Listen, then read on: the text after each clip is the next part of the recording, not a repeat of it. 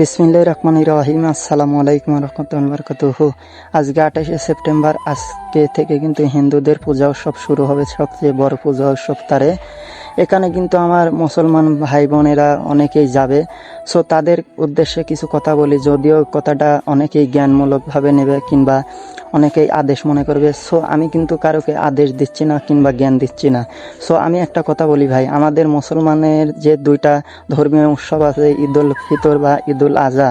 এই ঈদুল ফিতর বা ঈদুল আজহায় কোনো হিন্দুকে কিংবা বৌদ্ধকে আসতে দেখেছেন, তাদের আনন্দ করতে দেখেছেন? কিন্তু আমরা মুসলমানরা যা কি করি, বিশেষ করে আমার মতন ইয়াং সালফালরা যায় এই হিন্দুদের উৎসবে পূজাতে যায়, আনন্দ উল্লাস করি। কিন্তু আসলে কি এটা ঠিক? আপনারা নিজের বিবেক দিয়ে বুঝবেন, এটা কি ঠিক?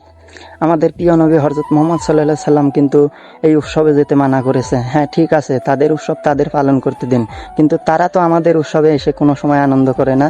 আমি তো কোনো সময় দেখি নাই যে আমাদের দুইটা ধর্মীয় উৎসব আছে কোনো হিন্দু বা খ্রিস্টান এসে আনন্দ করে।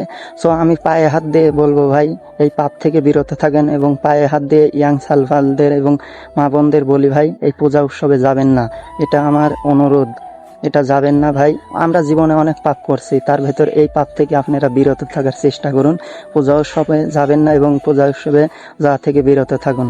সো আমার কথায় কেউ কিছু মনে করবেন না এবং আল্লাহকে ভয় করে এই পূজা উৎসবে যাওয়া থেকে বিরত থাকুন। আসসালামু আলাইকুম।